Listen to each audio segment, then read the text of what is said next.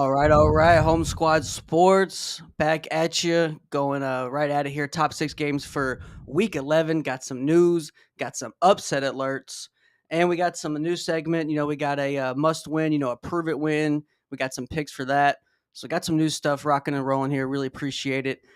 Week 11 preview and picks presented by Knotty Pretzels. Dalton, how you doing, man? Good, man. Had a good week. How's everything going with you? Been going good. Getting going good, man. Can't complain. We got teams playing right now. We got Kent Yeah. State's going. They're live right now, trying to get a dub, and we will be Toledo playing as Toledo's well. playing, who we will be seeing next week because we will be scouting there at Miami of Ohio there in the press box there, just doing our thing and trying to look at some guys that's balling out. So do want to shout everyone that's already in here. Our last episode was the most viewed ever, again, and back to back. So really appreciate it. Over 1,000 views, had over about 300 people live in the last episode. So that was insane. Really appreciate it, and couldn't thank you all enough. Yeah, it's awesome. Thanks. Yeah. Really appreciate it. And shout out to Knotty's, our new sponsor there, Knotty Pretzels. Go ahead and get Knotty Pretzels. You can get into Amazon and knottypretzels.com. Tons of flavors here, as you can see. Got a full lineup. We got buffalo wings, smoky cheddar bacon, ranch, Mom's original garlic and herb, honey mustard, sea salt, and the new one for the holidays, we got cinnamon sugar. So shout out. I love the buffalo wings and the honey mustard. Go to, can't miss right there. And they're great flavors, man. I got to give a shout to Knotty once again. And you always be seeing Knotties in our hand there, whether if it's game day or if you're just chilling, because they are perfect, for game day, because they are the official pretzel of beer. Shout out to Knotty. Let's get it rocking and rolling. Dalton, what's the biggest thing you're looking for in this week? We're going to go over the playoffs. I know everyone's talking about playoffs. It's either coaches are getting fired or playoffs. I'd rather switch the talk to playoffs right now, so that's great. Let's go ahead and get into the rankings. Let's just, without further ado, what did you look at it? I think the committee got it right. Is there anything that stood out to you as of right now? I mean, no, this is pretty much, I think everybody had this, if not Really close to this, right? Yeah, for sure. You had to have a ACC team in there. Virginia's the highest ranked right now. Group of 5 team, Memphis, and then everybody else is pretty obvious, I think. Yeah. So until we see some teams lose, I mean, BYU or Texas Tech play each other, though. So It's going to look different next week. for sure. No question. Yeah, and the Big 12 is going to have a lot of change, and then the SEC is still kind of in shambles and seeing kind of in question. Oh, it's wide open. Yeah, well, I wouldn't say wide open, but Not wide three open. teams that got a chance still. We just don't know where the placement's going to be. At Georgia, the order. Tennessee. Georgia, Alabama, Ole Miss.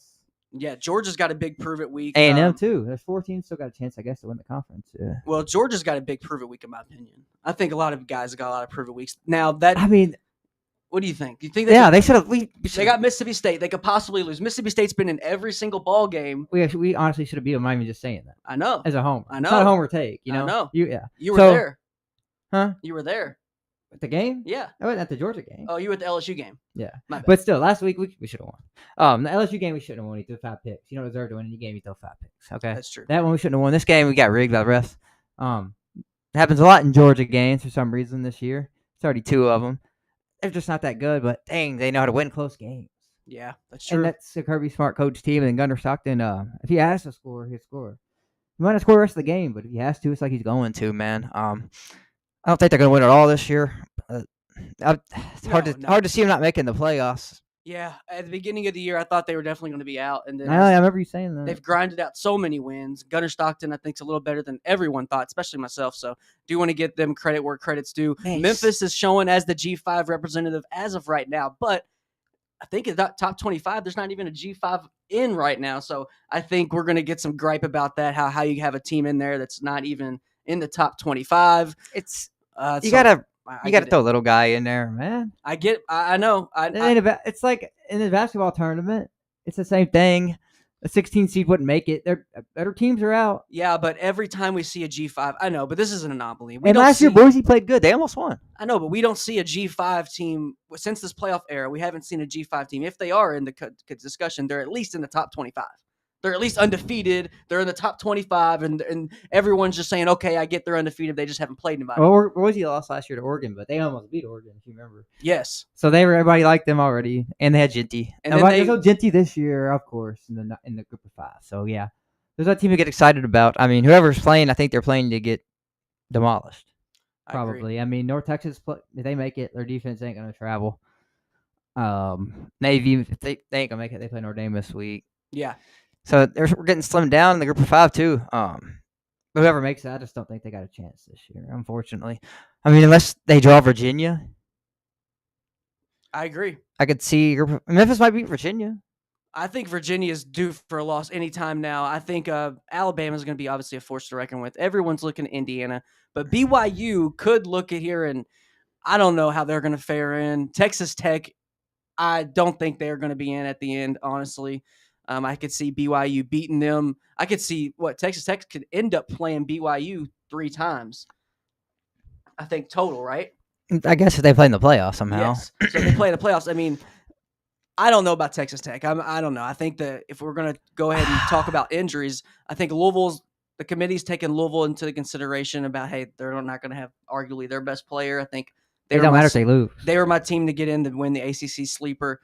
I don't think they're going to now because Isaac Brown's I out. still think they're going to lose SMU, ain't they? They could. They're not going to lose to Cal. They could. They're not going to lose to Cal at home. I was almost going to put Cal on upset alert. If they lose to Cal at home, Daniel, I would be shocked. I wasn't shocked when they beat Miami. I was like, okay, I get that. Yeah, Cal stinks. I know they do. You can't have one good player and win it. If it was at Cal, nighttime, really late for these guys. Yeah, but That's a different story. But at Louisville, at Louisville means nothing. night game, at Louisville, it's impossible, man. There's It's no such impossible. thing as a home field advantage in Louisville, But- Kentucky. Unfortunately, they just don't have it. It's just a small place. Cal's already played in way bigger places, more rowdy places this year. Speaking of, It just doesn't get rowdy. Speaking of the injuries, though, I think Texas Tech is one of the best teams in the country with Beaver Morton playing. With them, I think he's With not them even playing, 100%. I don't think he's 100% right now. Well, I'm just saying the game they lost was without him. I don't think they'd be undefeated with him. He's really good. Hammond never played before. Got thrown in the fire. It's not good for a team in the playoff hunt. That was just unfortunate. I agree. And injuries are part of the game. Yeah, but I mean, it sucks. I think they'd be undefeated too. Their defense is really good, man. Their defensive line is. You hear about them all the time. David Bailey, Romello Height. Great team. I like their team. Best defense we've had in our lifetime, and that's not even hyperbole. Well, I just thought I would just hope we'd have a better G5 I candidate know. right now. The candidate right now with Memphis, yeah, it's cool. I mean, even last year's Dude, Memphis team is probably Memphis better. lost to UAB, though.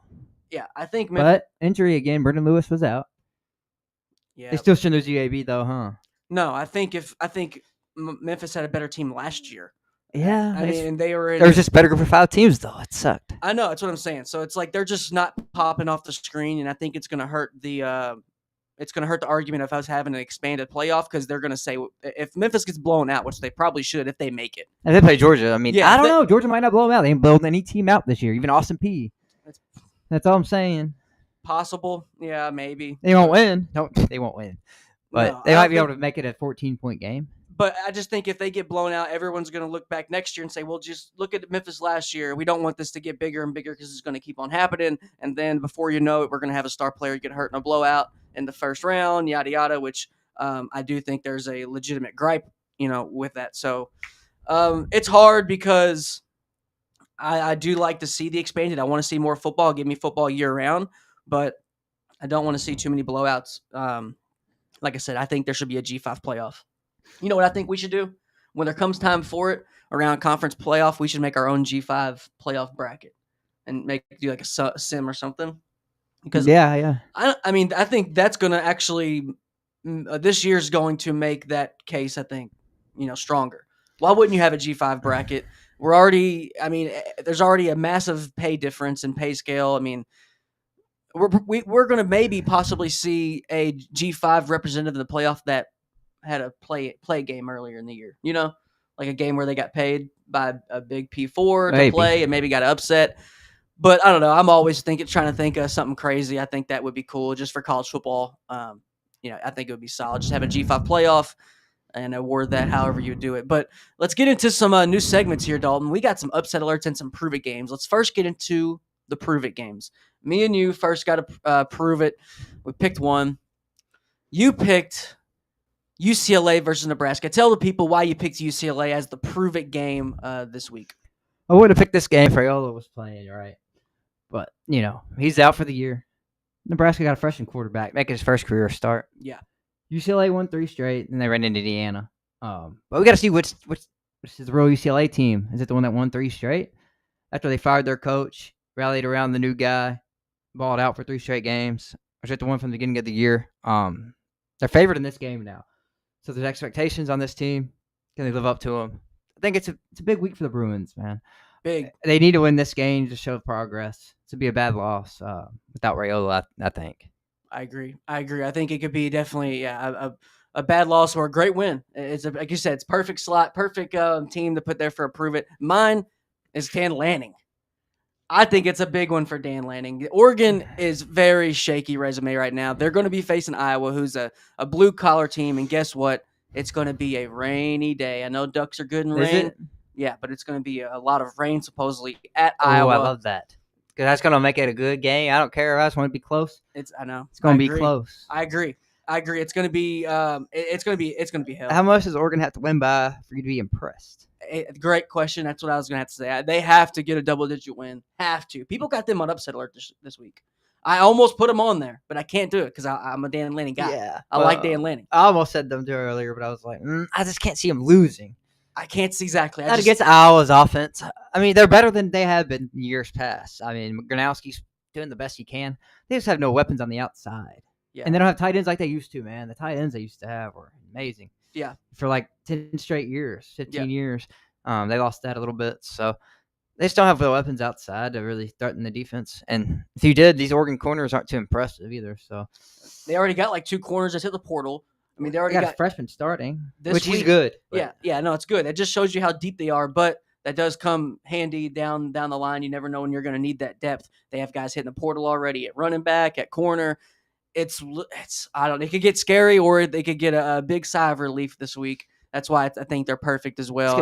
But I'm not looking at Oregon. I'm looking at Dan Lanning. This is Dan Lanning has to win this game. Dan Lanning loses this game, or Dan Lanning wins this game. It's not the players. This one, he has to coach them and set them up for success this week, which he usually does when his back's against the wall. I think we're going to see a very similar game like we saw to Penn State. Dog fight match, maybe down to the last play. Whoever has the ball last, who knows. But I had to go with Dan Lanning there. I think we both picked some pretty solid ones for our Prove It Week 11. That's something we'll start doing every week because, as you know, it's really starting to get down to the nitty-gritty, as they would say. And I'm really excited to see what happens. But our upset alerts are only one of our upset games are in our top 6. So let's go ahead with our top 6 first. As we always do, we do got a Friday night game here. We'll start it off, which is our first game. We got them in order here. Tulane and Memphis. Memphis, we've already been talking about Memphis in the last 15 minutes more than we have possibly all season. The projected playoff team, they could possibly be a one and done in the projected playoff bracket. They could lose this game and be right out of it. That's totally could happen. Red Slaff at quarterback at Tulane. They haven't been as impressive as I thought. They haven't been playing up to snuff for Tulane football that we know. But they are in for a good upset. They're always good for it. Summerall, I do think they have the coaching edge. But we'll see how it plays out. This maybe will end up shaking out one of the best games of the week out of these 6. Dalton, what'd you think about this game, and how does each team, get to victory lane? This game only got on here because of Memphis. I don't think it's close, buddy. Really? Nope. You don't Tulane think stinks? You think all that they're not good? All that upset stuff I just talked about was just a bunch of malarkey. Tulane's not really good this year. They beat Duke. It was a good win. As earlier in the year, but after that, they also almost by 35. And then last week's game, I don't got that taste out of my mouth yet, man. Old McCown went 31 for 33 on them. Hit 530 yards to get 48 points. Memphis' offense is better than UTSA. Give me Memphis in a rout. I don't like this Tulane team. Jake Retzlaff, I'm laughing at his game. He can't throw. He's a runner, He has 7 passing touchdowns this year. I know. Last year he could throw the rock a little bit. This year he can't even throw. I mean, he has 9 rushing touchdowns, 513 yards, leading rusher on the team, but he can't throw the ball this year very well. I mean, one-dimensional offense. Defense hasn't been showing out. This Tulane team is just not as good as the years past. No. It's not, like you said, it's not up to snuff. It's not what we're used to seeing from Tulane each and every year, especially with them getting the late quarterback ad there, Retzlaff. We're going to look back on that. Did that hurt them? Did that help them in the long run? But I do think they are possible upset here. They could do it. They could lose by 10. But I do think with a Friday night game, Tulane, this is just made for an upset. I think the committee. I think there's probably people in the committee themselves that think they're going to lose this week and just said, "All right, that's why they put him in there." I really do believe that. It's my opinion. What do you? What's the odds here? What has to happen for Tulane? Does Memphis just have to absolutely shoot themselves in 2 feet, or can they? Or can Tulane actually put a game plan together and go and get a dub? I think they can. They can just, like you said, we already got a guy who has 500 yards rushing. We got to keep the clock running. I like it, man. What's the spread on this? 3.5. 3.5. I like that. If it was anything over that, I would be like, oh my gosh, hammer. No, it needs to be over that. Oh my gosh, Dalton. I'm off the Tulane bandwagon this season. I'm off the Tulane bandwagon as like a. Well, I am Like completely. We literally thought, I think this narrative would have been flip flopped. We thought this was maybe going to be whoever wins Memphis this is going to be the G5 representative. Or before the year, yeah. Before the year, we were all talking about Tulane, how they could be possibly a G5 representative. Guess what? That's out the window, right? We know that. But that doesn't mean a team that we thought was going to be in the G5 or as representative in the playoffs can't go ahead and get an upset on the road on a Friday night. Well, I also thought Clemson was going to win the national championship. Oh, I know. You're nuts for that. A lot of people did, though. Yeah, they did. I know. And a lot of people thought Pitt State, So, I mean, you could say that. It doesn't really matter what we thought at the beginning of the year anymore. That's true. Nobody, a lot of people. Because we were missing on a lot of teams this year. World record of how many picks were called. The team you missed most on was my Gators. I mean, you thought we were going to be really good. I know. And well, I'll let you brainwash me. I say you did the record for them. I'll let you brainwash me. You did the record, not me. That's all I'm saying. And I'll let you brainwash me in the media. The media did more than me. I wouldn't talk that much this year. I really wasn't talking that much in the offseason. I said we're going to be all right. But I said our schedule's tough. We're not going to make I said you said that? You're right. I said we're not going to make the playoffs. Not going to make a run. You're right. So I was right about that. I got to give you credit. Yeah. You're right. You're right. When you're right, you're right. And, this year I was realistic. In years past, I probably did say, yeah, we're going to playoff, bro. No, not anymore. I'm realistic. I'm old. I'm matured. Yeah, old guy. We'll see, man. But I do think I think I could possibly be right in this week. We'll see if Tulane can get it done. Friday night, I think that it's always an edge for the underdog. It always happens. If you're going to see I think we look at underdogs and upsets. We always happen on a Tuesday, Wednesday, Friday. Just always happens. But we'll see. Really curious on this next game. Starts off the noon slate. One of our only noon game on here, which in the past. So much of the noon slate's been so packed by the time 3:30 rolls around, you're just kind of worn out. You've already watched 2-3 games. So I do like it how we only got one noon slot on here, which is BYU, Texas Tech. I mean, this is a big game. This has playoff implications here. I do think BYU could fall this one, but I'm a new member of the BYU train. You will not see me bet against BYU anymore until they just fall off a cliff because they've made me look so dumb. They made a lot of people look so dumb these past year and a half, going on 2 years. Kalani Sitake, Coach of the Year candidate. Dalton, give him a preview on this game and what everyone should be looking for. I'm trying to figure out if somebody's injured for BYU or something. The spread's -10? What? For Texas Tech? 2 score? That's crazy. That is crazy. Like I said earlier, I was talking about Texas Tech's defensive front. That's wild. Yeah. Sorry. Dude, no, for real. That's 10's wild. I don't know how that happened. I guess the nation must be on Tech. Nobody believes in BYU's undefeated streak. I get it. Yeah. Seems like they're not that good. But, man, they keep winning these games, and they keep scoring points. They put up points, man. Bear Buckmeyer. Probably, what a guy. He's with my number one freshman quarterback in the country. He's over JKS, Washington, Underwood. And he's undefeated. I can't put him over Mason Heichel.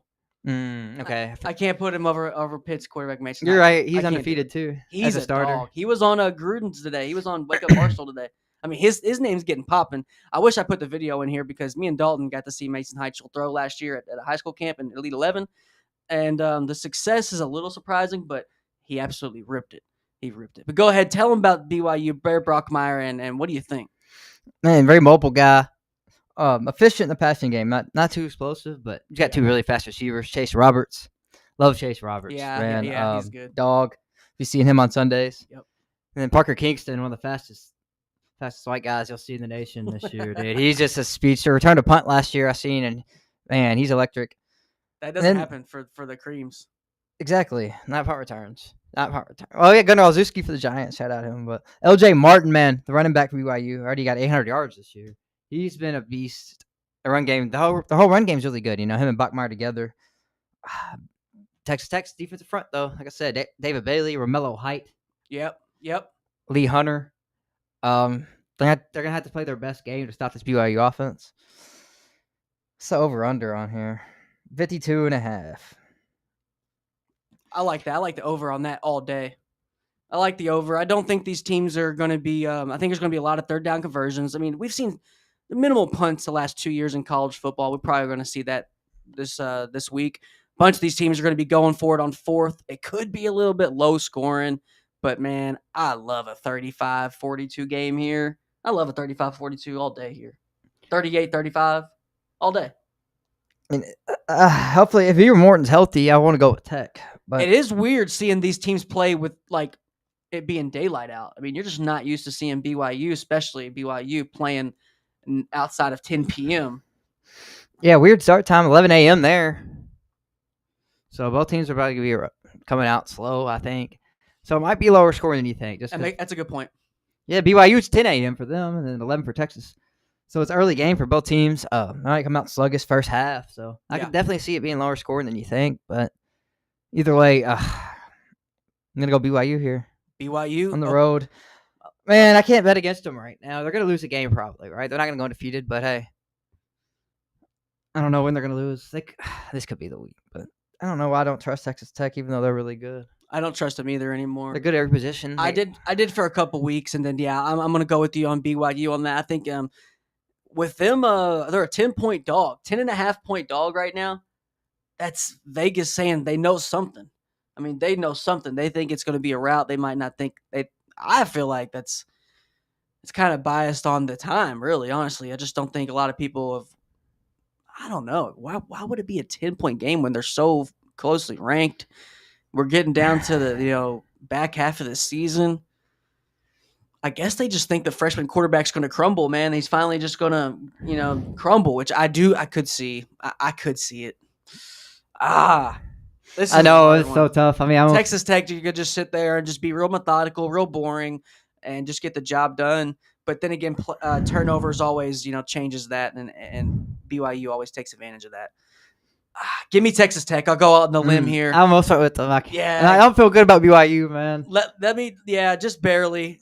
Barely. I don't feel the most confident about it, but here I go again. I just said I wasn't going to pick against BYU, but I'm not picking against BYU. I'm just picking against a freshman quarterback on the road against a team that people think are going to be in the playoffs. Yeah. So it's not personal at all.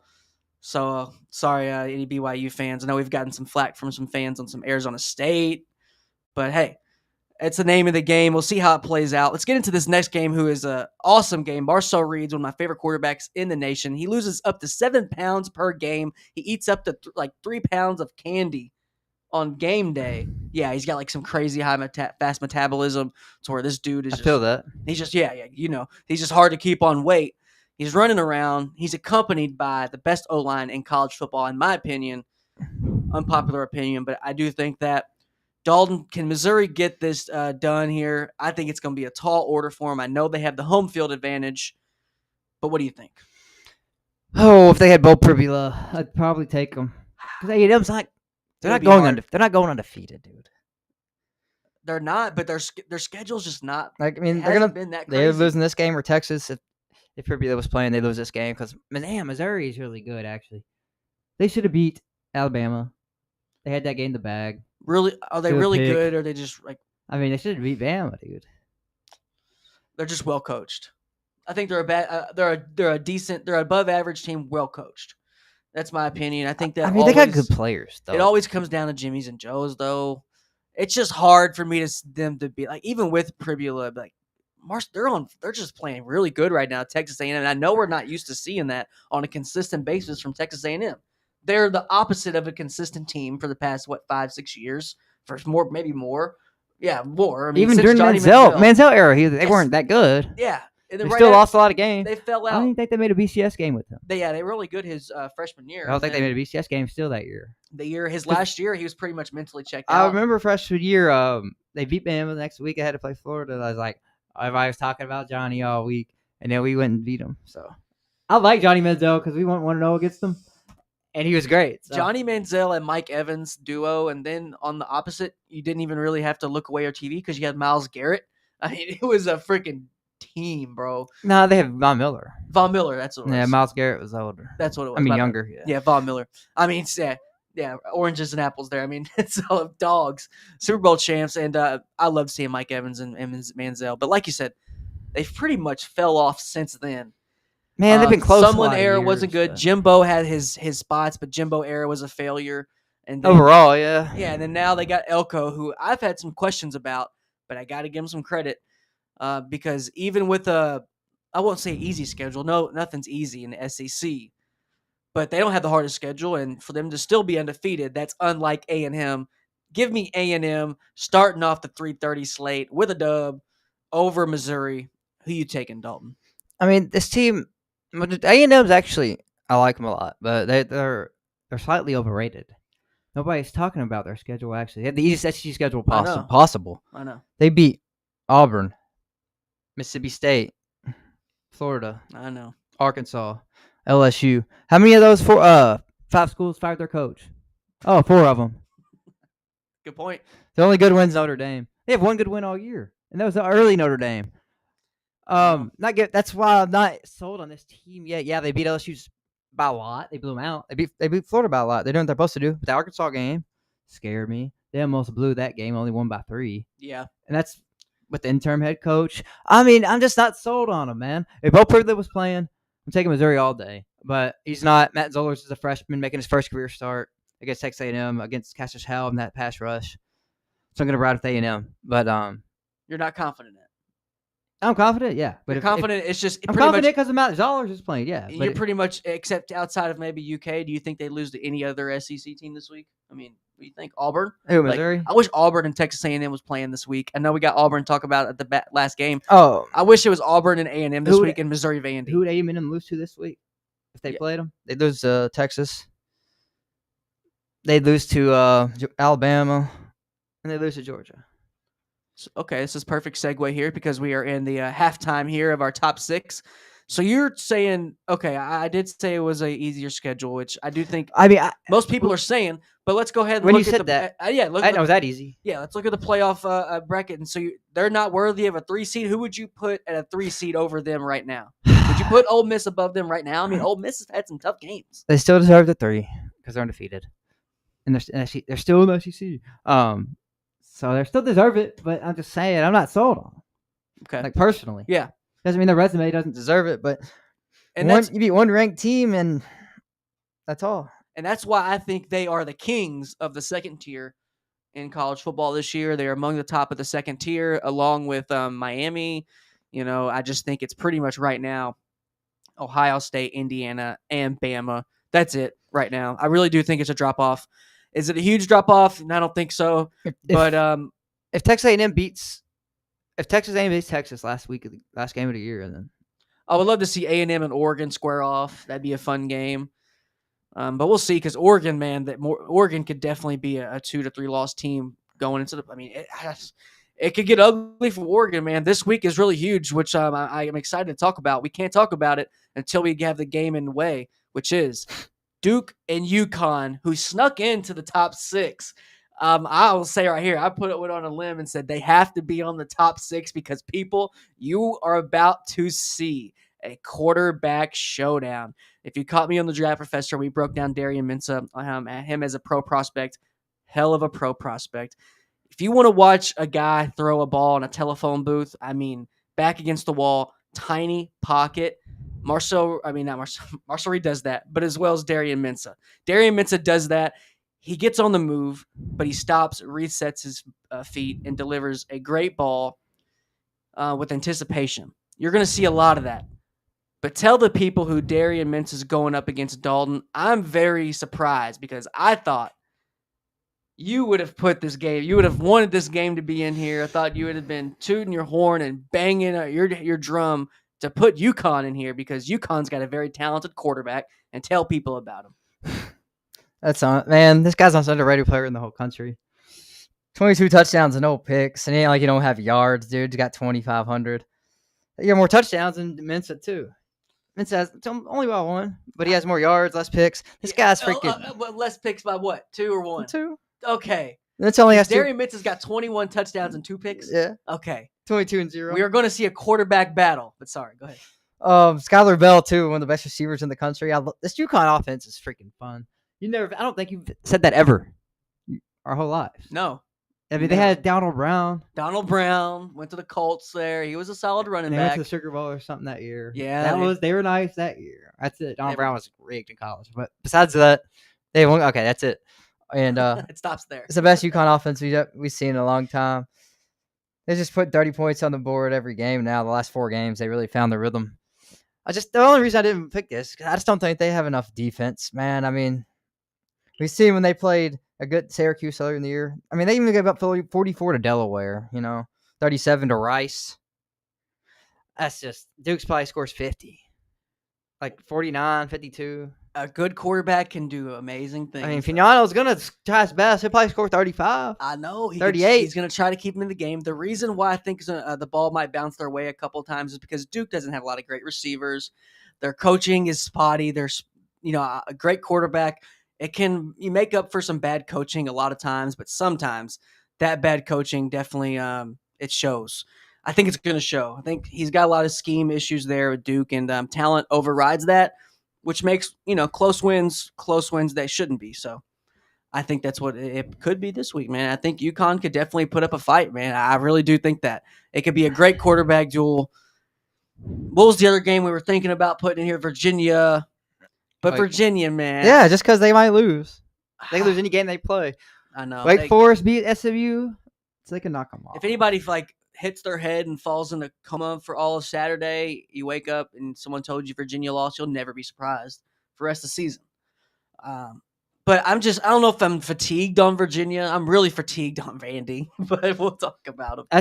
Shout out to their schedule. That's all it means. Yeah, no, I know. I got to give them credit. And but we'll see. Let's talk about the Oregon. Yeah, I know. One more thing. He probably won't get drafted. No. And that's crazy. That's okay, though. It's crazy. That's college football. You know who he plays like?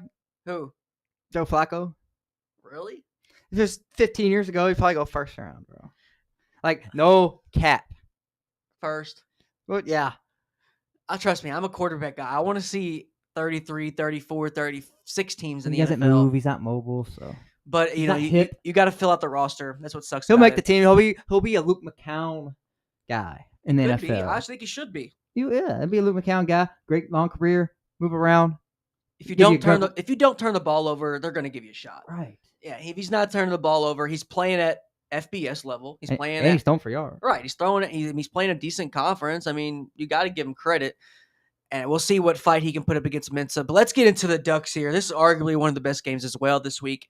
Everybody's putting Oregon on upset alert. They have to prove it. I put him, Dan Lanning. He has to prove it this week to me. I think he has to prove the rest of the nation. He's got to prove he can beat a tough Iowa team who's tough every single year. Physically, they're tough at home. And that's been the Achilles heel for Oregon this year is toughness. I think that's been the thing where it's hurt them. The offensive line is pretty highly touted. It hasn't played, if say there was a 10, they've played up to about an 8. They've played good, but not as good as everyone thought. They've struggled against Northwestern running the ball. They've just struggled at times. They've overcame some stuff, which I do got to give them credit for. That does score points with me. You got to overcome some things because when adversity strikes in the playoffs, are you battle tested? They are a little battle tested, but they're kind of battle tested when they shouldn't be. What do you think about the game? This team is so similar to A&M, except they're not as good. Like they're not proven either, man. I'm looking at their schedule. Their best win is Crickets. I know. Northwestern's their best win. And this team we're talking about being really good, we don't freaking know. Let's stop acting like. But our eyes work. When they play good, they play great. Yeah, against Rutgers, they played great, 56-10. And last week, they played terrible, I know. 21-7 against Wisconsin. Wisconsin's not good at all. And then they'll put 21 on them, man. I mean, that Penn State game scared me. Northwestern game, it wasn't a 20-point game. They didn't. It was way closer in the score. Yeah. This team hasn't impressed me much this year. Moore's beast, but he only got a freshman to throw to. Not many other receivers. They're missing Mekhi Hughes big time. I know their run games are ranked highly. Yes. They get a lot of yards a game. Yeah. But it doesn't seem like it when you're watching them. It's like I know. 5, 6, 4 yards. They don't have no explosive runs like they used to. Their defense is better than usual most years. You Galilei and Tatum Toatoia on the ends, really good ends. Thieneman projected first round still. Bear Alexander when he plays good. Amari Washington, a D tackle too. I mean, they're loaded on defense. Kinda. That linebacker too. It's Bryce Butcher. I mean, they're kind of loaded. It's just at times, but that's what kills them sometimes. Right when the offense kind of stalls out at times when they shouldn't, they need their defense to come up big, and I feel like every time they give up huge third downs. I mean, huge. They only gave up over 24 points one time. It's Indiana. And Indiana's one of the best offenses in the country. But we're looking at a team who doesn't have a lot of great wins, who their easy schedule, and their defense is playing decent. So why is everyone still questioning Oregon? Is it just because they haven't been able to run the ball, or is it just schedule? I think it's both. It's both to me. I think it's both. Yeah, I mean, it's both. They can't. The stats don't always tell the whole story because, the stats, they're like top 10 in the country in rushing yards. Yeah, I know. But they're not a good rushing team. They don't be fooled by that. It's weird. Yeah. But they're going to win this game, I think. We talked about this. I can't see them losing just because it's Iowa. I don't think they have enough offense. They've been playing better. They're scary just because their defense, they're going to stay in it. Yeah, you can never take Oregon lightly. But it's when you don't, and when you put up a good first half, I think against Oregon, your second half, it usually works out for you. That first half is so important with Oregon, man. I just think I love Dan Lanning. He's a tough dude. He's a tough coach, man. And I just think he's just looking for tough guys still, even right now. It's week 11. You shouldn't be looking for any tough guys. But I think he's still looking for tough guys on his team. That's my opinion. I think they rely way too much on Decoria Moore. I know he's a talented freshman. I know. But when he's your pretty much your whole him and Sadiq are your whole receiving game. That's it. If Sadiq doesn't bail him out a lot of third downs, they're screwed. They're screwed. But they got him going first round. He's a beast. Best tight end in the country. I think he's the best. He might be. I mean, I think he's 1A. Max Clare is 1B Clare. because they don't. He doesn't use as much as he needs as he would be anywhere else because they got Jeremiah Smith and Cardinal Tate. If anywhere else, he'd be a number one option. Like he's that good at catching the ball. Yeah. But either way, Iowa doesn't score enough still. They did last week though. I mean, if they carry that offense over from last week, they can win this game. They scored up 41 points last week. You don't see that often, but they only had 274 yards, so it was kind of fluky. Minnesota turned over 3 times. Oregon probably won't do that. But rainy game, I don't know. That's where it's going to get ugly for him, man. I do think it's going to be a really close one-possession game. Give me Oregon. I like Oregon. I don't know if I want to take them by 3 or by a touchdown. I think it could be. I think more than likely it's going to be in between a really weird score. I think it's about a 4-point win somehow. Real weird. I think that could happen. I don't know how, but I just think it could be just a really weird game. This is going to be weird. We're going to look back on this game. Oregon's almost in a lose-lose position, man. Oregon's in a lose-lose. They have to blow this team out to get any respect. They have to. Yeah, that's the only way they get respect from me. We're going to look back. We're going to look, even if this is a tough win, if they rush for 300 yards, 250 yards, and if they win by 7, we're going to look back and say it. Well, they only beat Iowa by 7, even though if they have a really good game, the scoreboard is how this is going to get judged. They have to win by double digits to get respect. But I don't think they have, in my opinion, I don't want to say real ball knowers, but anybody that takes us in the big picture, I think you just want to see this team play 4 quarters of consistent football. They haven't been consistent all year. But give me Oregon. Who you got? Yeah, I'm taking Oregon as well. I just don't have enough faith in Iowa's offense, but I would not be shocked if they win this game this year, just because I'm not bought in on Oregon either. I want to be really bad, but they just lack that killer instinct, man. They just lack that killer. Is Oregon known for that? No, but when Oregon doesn't have that, their offense is so unpredictable and so explosive, and they just don't have that, in my opinion. No, I agree. It's going to be a low scoring game. Yeah. Like lower scoring than most Oregon games. You got a score? Yeah, 24-20. 24-20. I like that 4-point win. I think it's going to be a weird. No, yeah, you did say that. Yes, I think it's going to be a weird 4-point, 3-point, 5. Weird win for the Ducks. I like that. I just don't see them scoring a lot, so I can't see them being a blowout. If they score more than 31, actually they score in 30s at all, I'll be shocked. Yeah, I don't think any team's going to score in the 30s. No, rain or shine, possibly. I mean, rain or shine. No, either way. Yeah, rain or shine. I just think the first quarter is actually going to tell us a lot, man. Oregon's going to have to start out hot. They're going to try to. And we'll see how it shakes out, man. I really would like to see Dan Lanning's team turn the corner and us talk about them being a national contender. That's better for football because right now I think it's a 3-horse race. And to be able to add them and A&M as serious contenders, I think that's only good for the game. We'll see how it shakes out. Let's get into our last game of the top 6, Dalton, presented by Knotty Pretzels here. Shout out to everyone that's viewing. Got 150 people in here. Shout everyone that's been just following along all season. We got some new segment after this here with our upset alerts. And like I said, I can't thank you all enough and thank Knotty Pretzels. Let's get into the last game, Dalton. Auburn versus Vandy. Auburn just told Hugh Freeze, kick rocks, pack your bags, enjoy golf and some money. We got some games to win. Can they get that shock value of the interim coach? Can Jackson Arnold not get sacked 8 times this week? And are they going back to him? I mean, no, I think they are. They might. I mean, with the new coach, you never know. I think they might stick with Mac, Austin Mac, right? Ashton Daniels. Daniels, my bad. I get them all confused. Yeah, I don't. Yeah, but that's why they could win because you just don't know what they're gonna do. There's two. You just don't know. No one knows what Auburn's gonna do.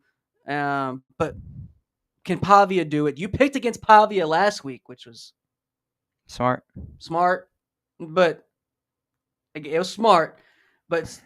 I guess, I just wasn't expecting it with you being a low-key Vandy fan. I'm going back to him this week. You're going back? Bro, Auburn stinks. I don't care. It wasn't all Hugh Freeze, man. Their offense ain't good. It isn't. I think it's the quarterbacks. I know, they got good receivers.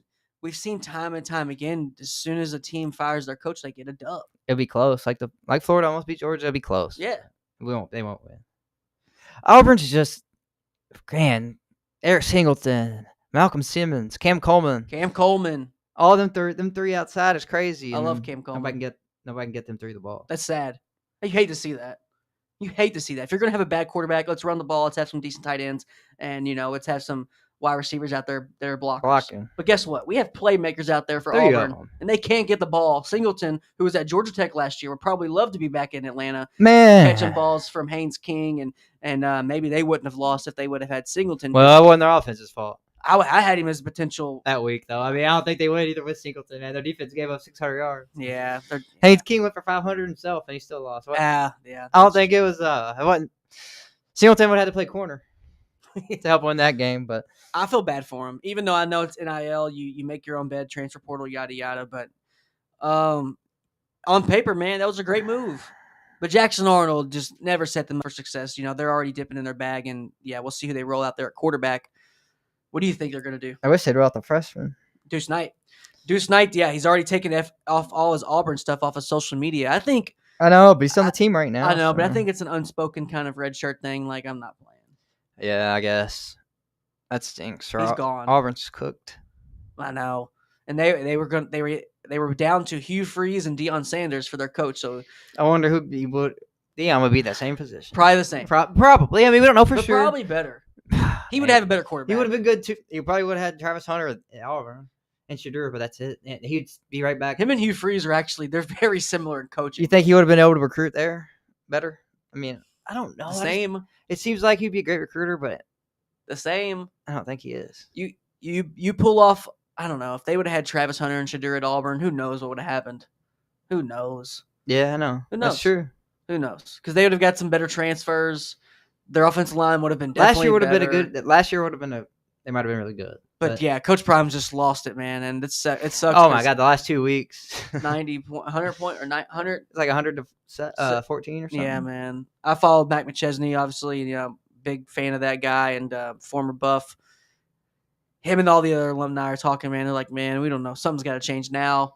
It's not looking good. It just doesn't look like it's the experience, man. You got to have reps. That's why I think a lot of Year 3 is supposed to be your best year. it's supposed to be your year. His staff That's the around him is problem. not good. He's got 3 offensive line coaches, which is absurd. It's unheard of. He lost his offensive line coach last year. He went You to can't Mississippi have State. 3. They had different philosophies. Is the problem. Yeah. They're not all 3 the same. They're not the same person. This guy's telling you one thing. This guy's telling you something else. The third guy's telling you something else. You know? I think their worst thing was Pat Shermer. I think he was a cancer for their offense. He's not calling plays anymore. Well, from now on, what the hell is fixing their defense? I don't know. No, trust me. You can't. Your DNA is what your DNA is. Trust me. I do think their offensive scheme is going to get a little better. They're starting Julian Lewis finally, trying to keep him on campus. I guess that's the only good move they've made this year is Pat Shermer not calling plays, because it's been pretty much it's been bad, Colorado, man. We haven't talked about them a lot this year, and there's a reason, just because they just I don't know. He hired too much of his buddies, and I think he's just scared to kind of put his foot down. But it really all comes down to the kids. I mean, your coach is fighting. If my coach was fighting cancer all summer, I'm going to play so damn hard. I'm going to go so hard. And if you watch a Colorado game, they just don't do that. They just don't. That's true, man. So I think it's an effort thing. Did they pick the wrong guys? I think, yeah, it does fall some on the coaches, most of it on the coaches. But the players do deserve some of the blame. We'll see how it shakes out. But we got a couple games we'll highlight outside the top 6. We're going to go ahead and first here, Dalton, talk about upset alerts here. Upsets, man. It's what makes college football so great. Unpredictable. You know, kickers aren't as good in NFL. We're not kicking 70-yard field goals, 68-yard field goals like last week. Crazy. It's unpredictable. It's what makes college football the best thing about it. Upsets here. We got 3. We got 5, actually. But 3 on this one here. Iowa State, can they upset TCU? Can Auburn upset Vandy? Just talked about it. And then Kentucky over Florida. I think Kentucky can definitely beat Florida this week. Cutter Boley, quarterback for Kentucky, is actually showing some promise there. And we'll see how that shakes out. We'll talk about it. Promise, bro. They scored 10 points. Yeah, well, we'll see. Then we got UCF over Houston, possibly. Last week. And then Stanford over Bill Belichick. Pump the brakes on Bill Belichick. I think he's trying to get his first win streak. That's crazy. We're in week 11. Bill Belichick's trying to get his second win, right? That was his second win? That's his third. Third? Okay. But He beat Richmond. But yeah, the first and one's Charlotte. FCS. Second FBS win. Yeah. So we'll see how it happens. First Power 14, though, last week. But it took a 4th-string quarterback. I bet against them too. Man, That's the only reason they won, because I bet against that's them. a team who really got screwed this year by injury with Syracuse. And they did. I'm telling how good that. I'm telling what they'd be up there. They could be in the ACC picture too right now. Nah. They didn't replenish around them enough. He was done for 400 yards a game. Still. I know that's great at the beginning of the season. So was Sawyer Robertson. He did it against Clemson. So was Sawyer Robertson. Sucks, but I got a bone to pick with Sawyer Robertson. His film's not good. His film's not good. It's good. It's not great. Yeah, it's not He's great. not first round. Yeah, It's not first round. It's not second round. No, he's third or fourth mid-round guy. Yeah, but out of these 3 upsets, Dalton, I know you're a Florida Gator. You're not probably going to pick the Gators to lose against Kentucky, since you're going to be at the game. Yeah, I go every time we play here. The only good thing about it is this year, if they win, they won't storm the field. I've already seen that happen twice. So that's the good news, man. If we do lose, there won't be a storm. They better not. They better not storm the field against a team without a coach. Yeah.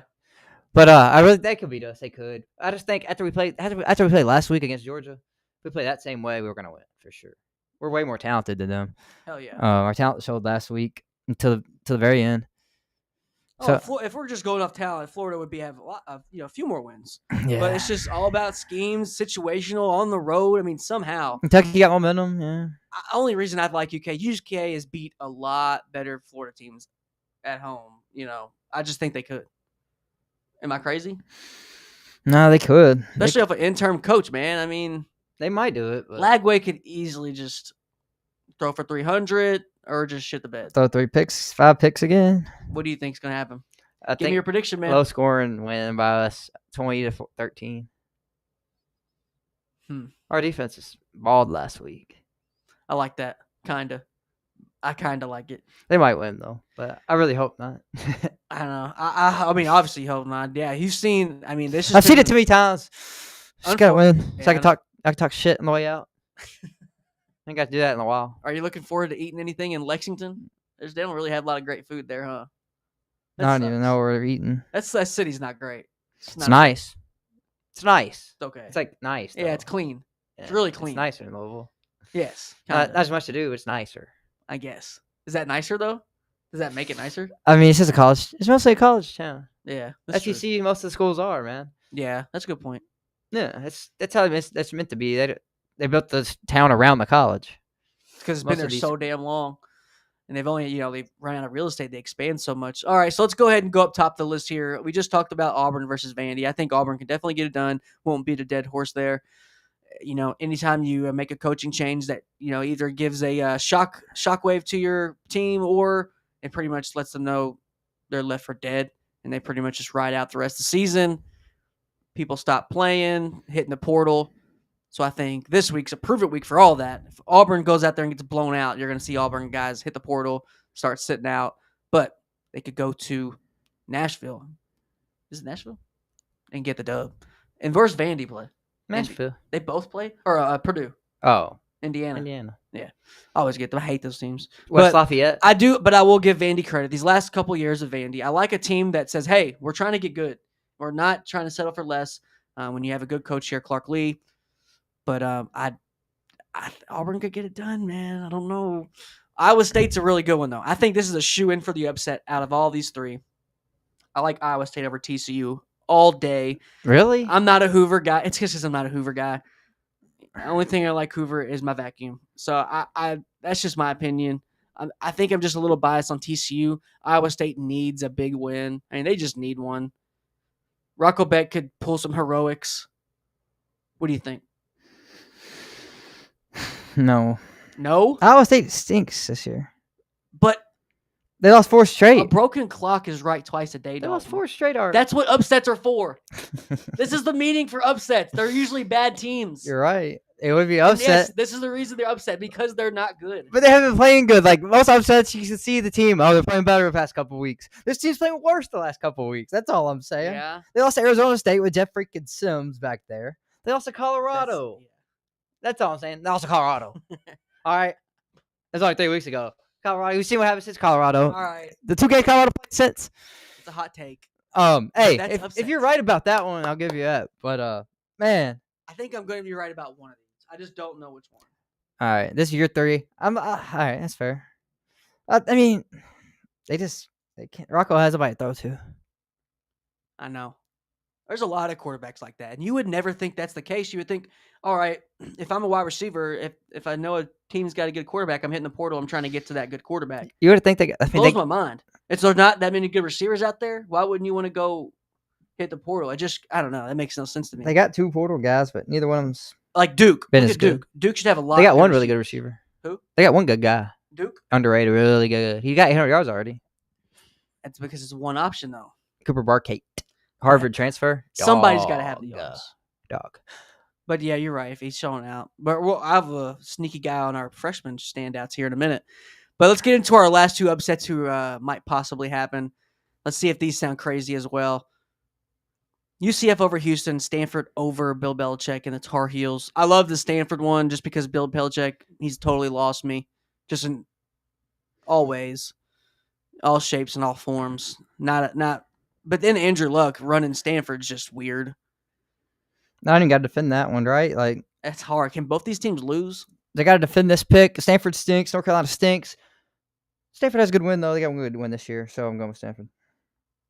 That's the only reason. North Carolina beat Syracuse last week. People were like, "Oh, they're back." Yeah, but Syracuse had a 4th-string quarterback. and their second string center. Stanford at least beat Florida State. I know Florida State ain't great. Florida State's better than North Carolina by far. So I don't like North Carolina this year at all. You know that. They got no difference maker. Stanford No. doesn't really either, but They really don't. they got Sam Roush. They got a good defensive guy. Is that him? Stanford. North Carolina. Oh, the linebacker. Yes, he's good. He needs a transfer. Kamori House. Yeah, get out of there. Run. Go to a different school. So, all right, UCF over Houston. How do they get that done? I mean, this game, Just a weird one. Friday night game, another Friday night game though. Should be a good one. Houston's favored, only by 1.5, but still technically upset. The way Houston played last week against West Virginia scares me, man. West Virginia wasn't looking good all year, at least since the Pitt game. But that's before Pitt, made the QB change and all that. Central Florida's been iffy. They're mediocre. Really, yeah. But the definition of mediocre. they beat the West Virginia team that Houston lost to by 32. Yeah. So that's common opponent thing there. That's the most Big 12 shit ever, though. That's just isn't that just scream Big 12 to you? Yeah. It's going to go either way. It's a toss up. So definitely upset alert. Scott Frost might get a big win here. I mean, Houston's 7-2. This would be a pretty good win for Central Florida. Yeah. First year for Scott Frost. I think this is a signature win of his first year. Yeah, it's like you said. I think it's a good point. I think there's a lot of guys that I think there's all these upsets. I think we could definitely see. I think 3 or 4 of these definitely hit. Definitely maybe catapult. Oh, we got some Knotty's fumble. Dang it. Or maybe catapult a couple of these guys. All right, so I'm going to get the freshmen in here that list. Before we do that, Dalton, we've already got our top 6 picks here. That's going to possibly shake up the playoff look here. I think that's, inevitable. How it is now, it's not how it's going to end. Is there anything it's going to possibly shake up? If Memphis loses, I mean, who else is there to pick for the G5? North Texas, I guess. Isn't that wild? That's kind of sad. But I like Mestamaker. Yeah. But picturing him, he's going to be playing P4 next year, not this year. And I think he's going to be, having to get tough opponents next year, but he's going to have better guys around him at a new school. Yeah. I don't think North Texas has a shot if they get in the playoffs, which sucks because this hurts the argument, for that expanded playoff. Give me the biggest thing outside. I know we have a good FCS matchup, North Dakota State and North Dakota, so shout out to that if you're a Cole Payton fan or FCS watcher. But what is the biggest thing that you're going to look up at this playoff picture? Is anything going to change 7 days from now? Yeah, there's going to be a new team in here, probably. Yeah. If Texas Tech loses, they'll be out, and I think they lose. So Texas will be in there, I guess. God. That's sad. And that's where I think it sucks because I think the Texas beat Oregon. The committee's not looking at the talent. They're just looking at wins and losses, which I get. They're not looking at talent. Texas is talented as any team. Texas is better than Virginia. I agree. There's talented as any team in the nation. Well, give me besides Ohio State. Okay, let's say Virginia wins Just out. talent. Virginia is going to be is the ACC representative, right? Cool. Outside, there's going to be some teams that we agree. I know this is a argument as old as time. There's going to be multiple teams outside that don't get in that are better than Virginia if they get in. It's just a fact. Yeah. Do you think they should change the format at all? No. No. But Virginia's not good. It's not about getting the best 12 teams in there. Why That's isn't the it? point. Then what's it about? That's never been the point of tournaments. Oh my, Dalton, you are. The NCAA That tournament. is the The NCAA tournament's not the 68 best teams. It's not. It's not even close. Freaking Texas Southern be making it every year. They're ranked like 300th every year. Yeah, Okay? but- So it's the same thing. No, but okay, but the point of any tournament is to find out who the best team is. How do you Yeah. do that? The best teams play each other. Okay. Okay, and they're not doing So you don't that. think the college basketball tournament should do that either? Then The people the that 16 seed should be it should be like Iowa instead of Texas Southern. I think with basketball, you get a lot more tape. There's only 14 games, 15 games. With basketball, you get 30 games. If I'm looking at a team by 30 games, I know who that team is. If you want to keep conferences, you got to do it like this. If you get away with conferences, then it'll be top 12, and I'm fine with it. But not right now. It's the point of conferences. Yeah, but do you? I think that's just what's going to kill the. I think that's what's going to kill the playoffs. Just the argument. I mean, this is not good for if we have to have. I think this is a bad thing with the portal. I really do. What's wrong with that? It's fine. Give Virginia a shot. I mean, it's okay. If they get blown out, they get blown out. I think I'm just biased. I don't like Virginia. I really don't like Virginia. I don't know why everybody thinks they're good. They're not good. They're not good. They're not that good. I mean, they lost to NC State, but they beat Louisville. I don't know how they did that. At Louisville, wasn't it? Yeah. Okay. Louisville was home. It was Virginia's first week of being ranked. So I don't know. I just think we're going to see in 2 weeks. We're going to look at Memphis with a loss. We're going to look at Virginia with a loss. We're going to look at let's see here. Let me predict a team that's going to lose in here. BYU, I think they're going to lose. And then Ole Miss, they probably could lose. They got easy schedule. They do. So, okay, I'll take Ole Miss should be in. They'll win out. If Ole Miss don't make the playoffs this year, Oklahoma shouldn't even be on this graphic. I know they're like bubble teams. They shouldn't even be close. They're not a bubble team. They're not. Louisville's better than Oklahoma. Yes, they are. Yes, they are. Louisville, I think, full health, they're not have Isaac Brown, which I think that's going to play a factor. I get it. But full health, Louisville is beating Oklahoma. Miss me with Oklahoma this year. Venables is a joke. We talk about Venables being a joke every week, and we can't sit here and say they are a cusp of a playoff team. They're not. They're not. They're not. Who would you put in front of them, I guess? Their defense is good, and who's better behind them? I don't know. Besides Louisville, apparently. I do like Notre Dame's in here because I do think Notre Dame is way better than Oklahoma. Oh, yeah. So I got to give them that. But I just think in 2 weeks we're going to look back and say, why was even Oklahoma in the race? Memphis, I don't know. Every team's going to – we might have a scandal. We might see a college football team blow a game just so they could play Memphis first round. I mean, we might see that. We might – and then that could happen. We might see a coach sit his quarterback, a couple guys for the conference championship so they could play Memphis. What do you think? No way, dude. Teams are going to be plotting to play Memphis first round. You can't risk it. I would. I wouldn't like the bye. I wouldn't want the bye. It always hurts the teams, I feel like, in my opinion. I would like to get a ramp-up week. If it's going to be a blowout, let's play 2.5 quarters, get out of there. And then if we have the battle test, let's work out some kinks while our other team has been sleeping and hopefully, been just drinking and smoking. I hope it bracket switches. I can't. Bama and Georgia played too much. I know. Me too. I agree. I think they're going to just break away. And I don't know if we're going to see more either. I think here's what it is. We're going to see the loss of rivalry games, a lot of them.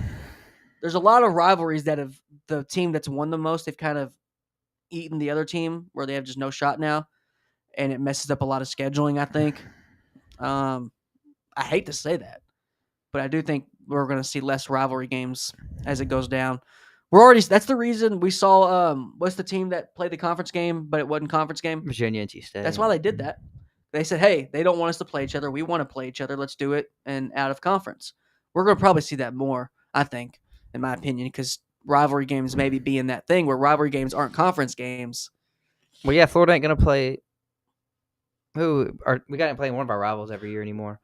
Right. I forgot which one. I know. We're going to Tennessee or LSU. We don't play one of them every year anymore, which is crazy. Yeah, exactly. I think we're going to see that across the board. Ohio State, Michigan, we'll always see that. But these other teams who don't really have like a crazy strong rivalry where it's not like these teams are powerhouses, or could we see Michigan and Ohio State go to play every other year? That could happen. It could. I hope not. I think that could happen, man. I think we're going to have to see. That's the game. I agree. Though. I agree. It's the game. I agree. We live in Louisville, Kentucky. They're not going to play every year now, right? They're not hear that. Yeah, I think they're in talks. I hope not. They need to. They're in talks, and then it's already. It used to be the game's already used to be a lot. There's a basketball. It's a lot earlier than it is, or a lot later. But basketball, I don't think they'll ever stop playing. No way. No, not too many games. But let's get into our top freshmen, Dalton, before we round it out here.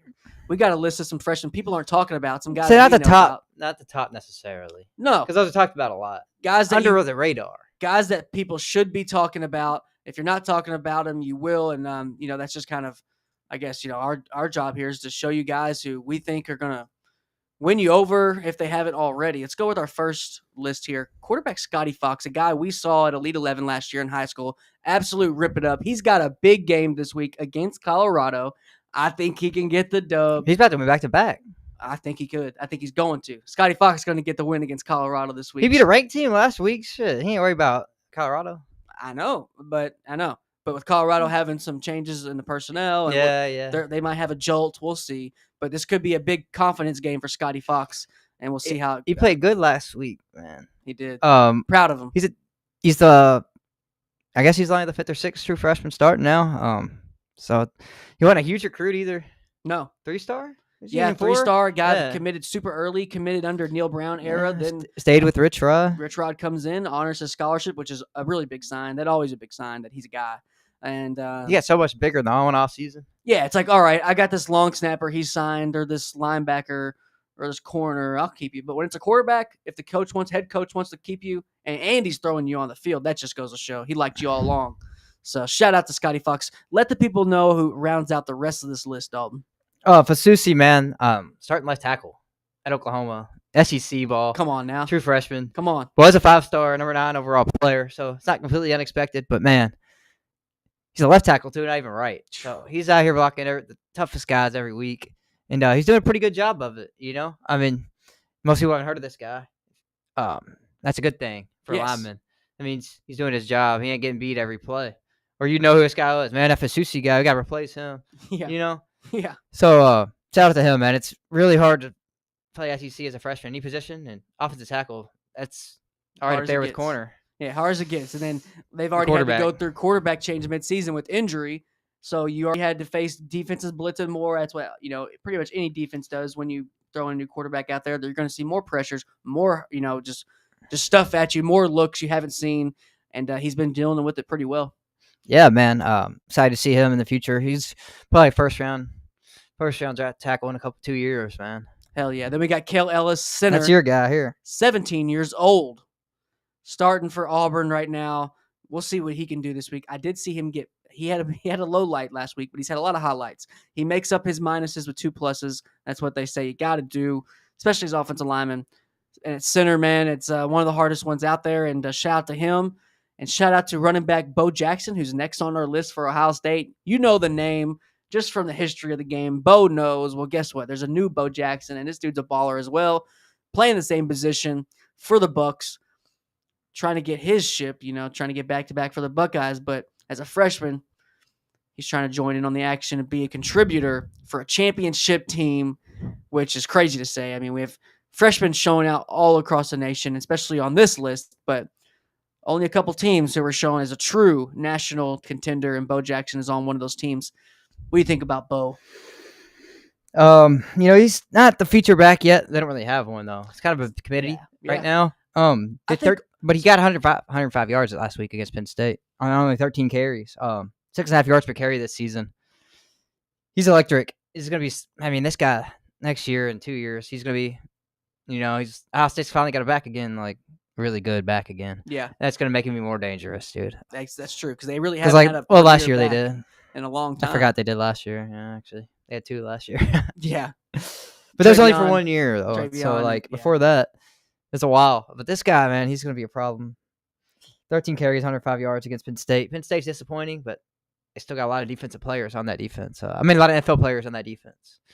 Still, that doesn't go away. Yeah, they took Oregon down to the last. It's impressive to play that much as a freshman at the best team in the country, too, man. Best team in the country he's playing on. I know, that's insane.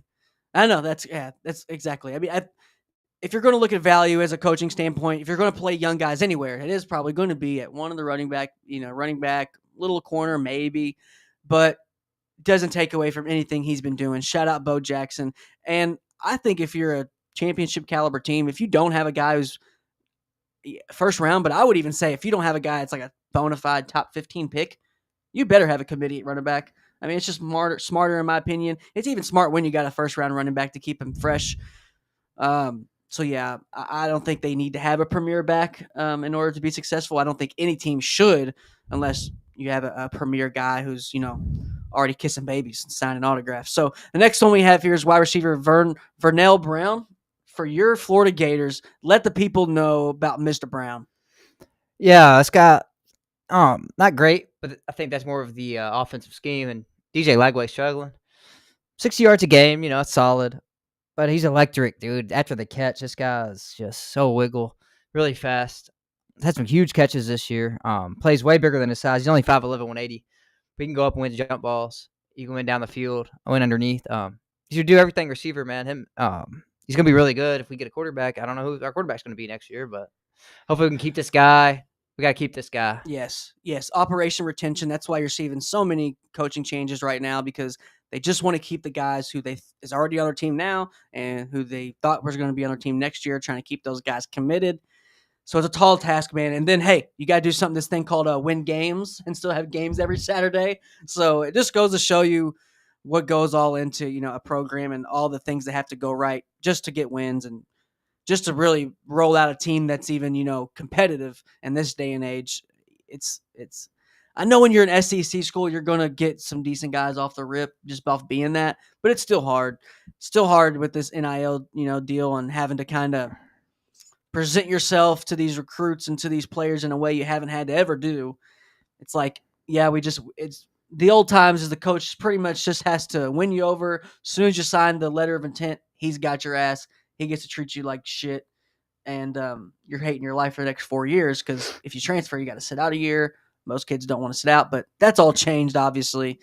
And we're looking at the players, determining a lot of coaches' fate, man. And that's the name of the game. Get into the last here of this list of our freshman standouts. FCS guy here, Tarleton State, which they just go by Tarleton now, which I learned. Running back here, freshman running back, Trey Page the third.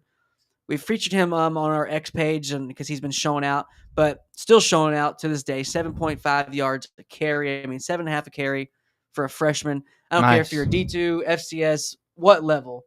That's hard to do as a running back. 839 yards, 7 touchdowns.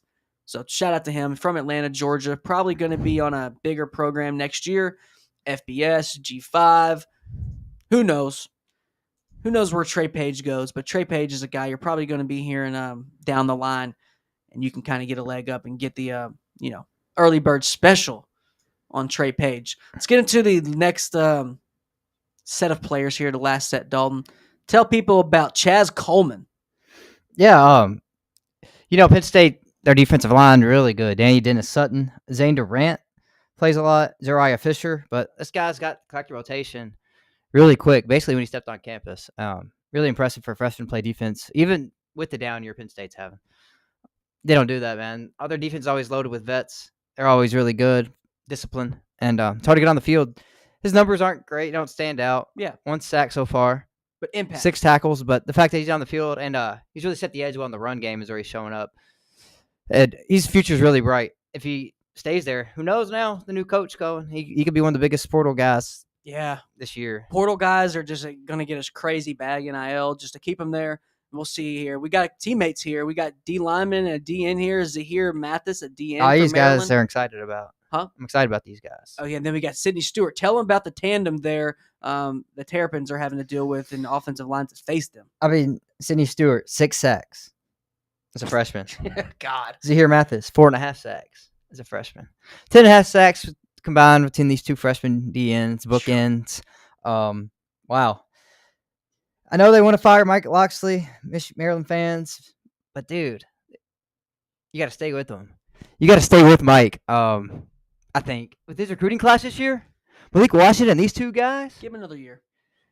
Give him another year. If he could do this again, I mean, dude, you build on something. If you're able to keep these guys, for one, that's huge. You have to retain them. Yes. Because the bigger programs are going to definitely want these two DNs. I mean, 6 sacks as a freshman is crazy. That is insane. In a Power 4 program? We've seen Shamar Stewart just get drafted. What? He had how many sacks in 4 years? 4.5. 4.5 sacks. Yeah, he's averaging a little over a sack a year. And we got this guy who just stepped on the college scene, yada, yada. You would think he's going to have big stats on a G5 school. No. He's in the Big Ten, 6 sacks as a freshman. So that just goes to show you, if you can get to the quarterback, any position on defense, you're going to get paid. And this guy's going to get even a crazy bag this year. I like Sidney Stewart he's going to end up being first-round pick. I mean, he's 6'2", 255. He already got the body. He's just going to add more mass. Yeah. The other, I'm more worried about Mathis as the pro prospect. He's only 222 right now. Okay. As a DN. Yeah, so pretty much just a speed predominantly rusher. pass rusher. Just get to the quarterback on third down. That's it. Yeah, so he needs to put on some weight. But he got 2 or 3. He got 3 years, 2 or 3 years. So both these guys are going to be problems, man, and they already are. Big Ten's got – if they could keep these guys. I hope they stick together. Me too. Even if they leave, go keep these go the guys same together. place. Yeah, be a package deal. I would love to see that. I think Mike Loxley he's definitely got a tall task in keeping those guys, keeping his quarterback. Might have the best class. He's going to have to probably choose. I mean, you're not going to be able to keep 2 perennial. I mean, you got freshmen. You got to pay these guys for 3 more years on plan, which is crazy. I mean, Maryland, man, tall task of keeping those guys because it pays to be good. Or it costs to be good. And they're not even good still, but they're so young. You can see the Pays to be talent. good as a player, costs to be good as a coach. Yeah. Crazy, man. And to tell people about here, we got Demetrius Samuel Yeah, out of man. Syracuse, a corner. Started since day one. Huge recruit. Great recruiting battle win there by Fran Brown, man. One of the best corners in the country, and he's shown why. He already got a pick. 8 pass deflections though, so Damn. he's been around the ball a lot. Picks are gonna come with age. And you wonder how many of those calls punts, third downs, Yeah, third down, knockdowns, calls on a punt. Big plays from freshmen there. They played some good teams, man, too. They played Tennessee, Clemson. It's good offenses. Clemson sucks as a team, but their offense has been putting up points lately, especially this week against Duke. I mean, their offense. Syracuse has done better than I thought. I wrote Syracuse off on the replenishing. They lost so much, either from graduation to the draft or through the portal, and they just didn't get a lot in return. I know Fran Brown's a dog at coach, and Jelly is a good quarterback, but there's more to it than that. And I think Syracuse has had a tall order. But to see guys already step in, they said, hey, we're going to need you to play early. And he's doing that, and he's been pretty much answering the call there. It's pretty great. Oh, man, he's a really good player. Going to be locked down in a couple of years. And then what about Grayson Littlejohn? Last guy here. Like Littleton, man. Littleton. Yeah, Littleton. I thought it was Littlejohn. But dude off the longest yard was Littlejohn. This guy, I watched him play a lot this year. He lost a lot of Texas games. They've been playing a lot of big teams, Oklahoma, Florida. Of course, watched that game. Watched him against whoever else they lost to. I watched a lot of games, and he sticks out every time, man. He's like their nickel back, does everything. Yeah, when you showed me here, I was like, that guy's a freaking freshman? I didn't know he was a freshman. Oh, you know about him? Yeah, I know. He's making plays. Yeah. He makes plays. Yeah. Big He's a freshman, though. Yeah. He bails him out. No, exactly. A freshman that bails out a team, come on. Yeah, this guy's got NFL corner written all over him. He's going to be one of the best nickels. And he's 6'1", 180, so right now he's a nickel. But if he adds 10, 15 pounds, which he's only a freshman, I could see him playing outside and just being physical, lockdown guy, man. He's run the football every time. Already got 2 picks this year, forced fumble recovery, couple pass to breakups, 24 solo tackles as a corner. That's really good. 31 total tackles. So 4 or 5 tackles a game as a corner, nickelback. He's getting the job done, and he can play against the pass. Texas got a really good find here, man, which isn't too surprising. No, yeah, I was say they're known for they're expected to have guys, but they're also expected to have so many good guys where freshmen are hard to get on the field. So this guy to get on the field just shows how much talent he possesses. And shout out to him, man. Shout out to all of our freshmen.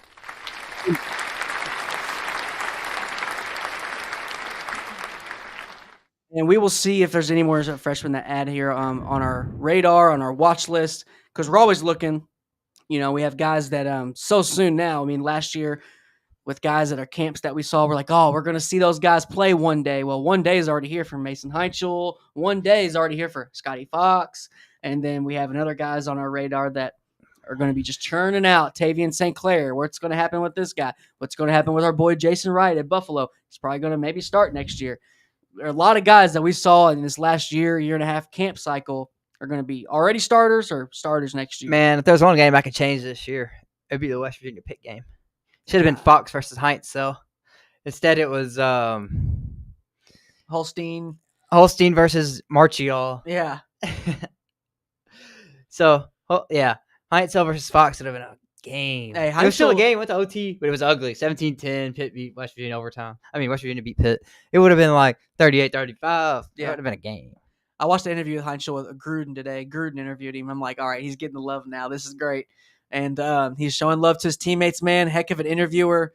And shout out to him, man. Shout out to Mason Heinchel. Just goes to show you, it's not all about the logo, how many championships they've got. It's recruiting rankings. It's all about recruiting ranking, especially. It's just all about the situation, man. You go to a right situation, you can see yourself on the field very soon, sooner than later. That's so weird, though. You could see him stink next year because Holstein was supposed to be the guy. I'm all on the Mason Heinchel. Me too. Holstein was never this good last year. He was never this good. I think Heinchel's there to stay. I think it's one of those things where I think Pitt knew it. I just think nobody else knew it. I think they knew they had a guy with Heinchel. There's so many coaches right now, OCs, that got a 3-star committed to him, and they're like, oh my God, this dude's such a gem. I cannot believe this dude's rated a 3-star. Look at our guy, Bryce Brown. Our guy Bryson Brown, who's going to NIU next year, that guy should have like multiple P4 offers. I'm not gonna, is he Bama material? We don't expect Bama and Ohio State to call him, but this guy's a record setter in high school.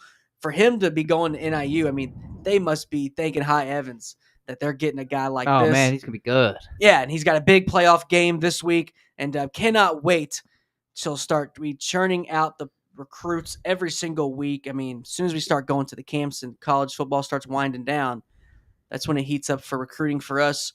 And our guy Bryce Shawn, it's how we found him on the camp trail. We got our boy Terry Walker. Get well soon, Terry Walker. Quarterback going to Duke next year, and he'll be on the field sooner than later as well. Dalton, before we get out of here, top 6 games, a lot of good games. Is there anything else that's really caught your eye that you're looking forward to as we already head into week 11 in this crazy football season? Not really. Not on the. I'm just excited to see some recruits start to commit, man. Yeah, they're already decommitting, man. I mean, we got the I Oklahoma. wish you guys commit though. Yeah. About to be that time of the year. Guys start committing. So Yeah, a lot of guys are setting their dates and wanting to get it over with. I've seen Micah Eugenio, the Hawaii quarterback who we were talking about the other day. He just shut down his recruitment, so he's for sure going to Hawaii. Trying to think. I mean, Colorado lost a D lineman recruit, but they gained like a cornerback yesterday. And then we've already seen some big decommitments from Penn State. We've already seen some big decommitments from Oklahoma State, and then in the portal as well. It's only going to start adding to the portal. Oregon's had 2 guys into the portal, I think, in 2 days. So none of the SEC teams are losing recruits yet, though. I think they're just waiting. Like see who they LSU, hire a Bama, coach. LSU, Florida, they haven't lost any recruits yet, which is kind of awesome for us. But I was waiting for the shoe to drop. Yeah, I just think a lot of recruits they go, all right, I know I'm decommitting from this school, but the school I want to also doesn't know what they're doing, so let me wait. I think that might be the case, but who knows? Score update: Kent State and Ball State are tied at 10-10. NIU, they're down 3-28 against Toledo. Dang. But guess what, NIU? You all got a good quarterback coming in next year. His name's Bryson Brown, and only up from there. Toledo is a good team, though. They're asleep on. We'll see them play next week, like we said earlier in the show, because me and Dalton will be at Miami of Ohio for the Toledo game in the press box, seeing if they can pull out a win. Toledo looks like they're going to be coming off a win, and Miami of Ohio coming off a heartbreaking loss last night. They should have won, but we'll see. Anything outside the top 6, Dalton? I'm looking here at the list that I want. LSU and Bama. We didn't talk about that. Now, LSU, everyone's expecting them to lose to Bama. Do they have any shot in this game? No, I don't think so. Not No this shot. year, man. Ty Simpson's on At Bama, too? Yeah, Ty Simpson's on a roll. He's riding a high right now. Carson Beck wishes he was this. I don't know. I know Carson Beck's got a national championship, but if Ty Simpson, man, if he was at Georgia, he had been started for the past 2-3 years. Yeah. Gunnar Stockton's good, too, though. But Ty Simpson, He's not as good at NFL-wise, but like college, dude, he's so hard to sack. He's so slippery. He's actually so mobile. Nobody knew that about Gunnar Stockton. It's like, this guy stinks. Oh, he can get away from any sack. I think this Alabama situation shows DeBoer has no balls. Because if I'm DeBoer year Last one, year? yeah, I know if it's year one, I love you, Jalen Milroe, but you want to play tight end? Because we got this guy, Ty Simpson's pretty good. And there's no way that Ty Simpson was just constantly getting beat out at practice by Milroe. There's no freaking way. I said it was a battle last year. I don't believe. I know, and I would love to see the tape because we read the articles, but we didn't see the tape. That's true. Me and you was in Mobile and Senior Bowl along with everyone else, and we saw Jalen Milroe up close. And to think there's no way Ty Simpson was just doing worse than that week in and week out at practice. There's just no way. Great kid, though. Exactly. Milroe's a class act. I mean, such a nice I hope he kid. ends up being really good. Yeah, I mean, I Figures it out. I would be Taysom Hill. Throw him a tight end. The dude's a freaking athlete. People, when you tell someone they're not a starting NFL quarterback or not an NFL quarterback, they think we're saying they're a bad person or just not a good football player. Well, this guy's so athletic he could go and play another position at NFL level, which is a 1%er of the 1%ers. And personality, 1% personality, like great guy. I just think it sucks when you have to say, I just don't think he's a great quarterback, or I think the guy behind him's better because he is a good dude. And that's what it makes it hard to say Simpson's that. really good, though. But Ty Simpson's a dog. He's going to get a Heisman. Like, he's Really? going to win the Heisman. Probably. Unless you just Julian Sayin has to have somehow loses a game. Yeah, Julian. I love Julian. I mean, I picked Ohio State to win it all again, back to back. But Julian Sain would have to have like a 400-yard game in Against between. Michigan, Yeah, he would have to have a crazy breakout, like Heisman moment, literally, to I think win the Heisman. I don't think he would win the Heisman like if he just does what he's doing now. I just think they'll give it to Ty because it was both are unexpected though. I can't say both were unexpected. I didn't expect. I thought Julian Sain was going to be good, but I didn't think he was going to be a Heisman candidate. No way. Thought he was going to ease into his first year and then next year really break out. But maybe a Heisman winner. But Aller, Nussmeier, Klubnik, all out of the race early. And Sellers, perfect storm with Sellers. I mean, everything went wrong. Everything's went wrong with South Carolina. Yeah, same with Arch. I mean, not He's Arch, playing but good lately, yeah. Past 2 weeks. Wow, yeah. Shout out. But could he have ever lived up to the hype that came in with him? Probably not. Probably not, but that's hype. That's what it's there for. I mean, yeah, it's not fair to some key. It ain't fair to him. It wasn't fair, you know. It wasn't Nobody fair, looks at it from but his. hype is rarely Nobody fair. looks at it from his point of view, you know. It wasn't Hype fair is at rarely all. fair, and I hate to switch sports. That's true. But that's what it goes to show you how good LeBron James is. He's really one of the only ones that had all this hype and like Lived up to it, yeah. he did, and like he really did. Like he didn't have a bloodline to fall back on. He didn't have a long lineage of players in his family. Like he did that, and it's like that's crazy that he lived up to the hype because we rarely see. I mean, guys live up to the hype at the football level. I mean, Trevor Lawrence was so freaking hyped. To look at past like 10 years. Raiola, I mean, was the number one recruit in the nation by far. He's just like a good quarterback. Like he's not a star. He's not like nobody's going to tank for that guy. So it's hard, you know, when we have a star, we got to appreciate it because, I mean, they're just so rare. And that's why you're looking at Ohio State. I mean, have we ever seen a better 1-2 punch at wide receiver in college? Ever? I mean, we have. Yeah, but LSU. Yeah. Give me Chase and Jefferson Great point. every day. Great point. Jeremiah, just because it's just such Jeremiah a drop-off Smith for this year. Jeremiah Smith's really dang good, but I I mean, know. actually, they got an argument. I know. But other Ohio State teams have arguments. They had Smith and Jigba, Garrett Wilson, and Maserati Marv. Maserati Marv. That's he had a good game though this last week. Yeah, I know. 96 yards, touchdown. Good for him. Still And not. then he's got Brissett quarterback now. I mean, he's got a quarterback problem. Oh, they got a big quarterback problem there because he's playing way better than Kyler. They say Kyler might go play baseball. Brissett's a problem. Brissett's been a problem. The Senior Bowl posted a flashback photos, 3 flashbacks. One of them was Brissett, NC State. He's a Gator at heart. No, he's not. We got him. We recruited him. He's not a Gator at heart. That's like saying Joe Burrow's a Buckeye at heart. Probably. No. Say what you want. Look, but I gotta look at it. Burrows You came can out claim- and said it. you can Burrows claim- says I went to school at Ohio State. I played football. You at can LSU. claim a transfer, or you can claim a guy You that can't claim a transferred from your school. transfer. I don't claim. I've never claimed. You can't claim a transfer. Yeah, because look, Cam Newton, you claim Cam Newton? yeah. Oh my God, screw off. Get Hey, off. listen. Stop it, Let me give dog. let me tell you why. You all kicked him out. Well, he committed a crime. No, he didn't. No, he didn't. He went with the jail if he committed a crime. Yeah, these athletes are He protected. didn't. Okay, anyways, the reason I say this. Okay. I'm waiting because I don't think it's gonna be good. You don't think so? Maybe I don't even remember. you can't claim a transfer, Dalton. Because they committed to your school out of high school, so like Yeah, obviously that and- means they wanted to be there. and That's then- what they really wanted to be. They just didn't play there or something. So yeah, you can claim them. Or maybe they never wanted to be, and they just thought going there would just be just better for their career. And they said, I didn't really want to go here, and the career, it's not looking like it's a good business move either. So I'm out. Is it a case by case thing at least? It's a case by Like case. we but can claim Jeff Driscoll, no, kinda no. 3-year starter. I guess maybe. Yeah, that's a good case. I 3 don't years. know. Maybe.